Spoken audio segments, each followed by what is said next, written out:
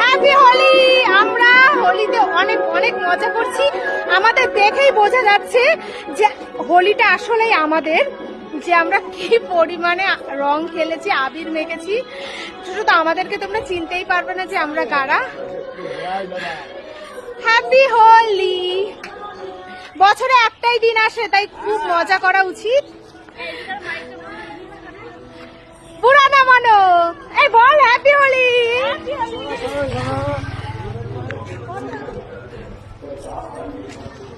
আমার অবস্থা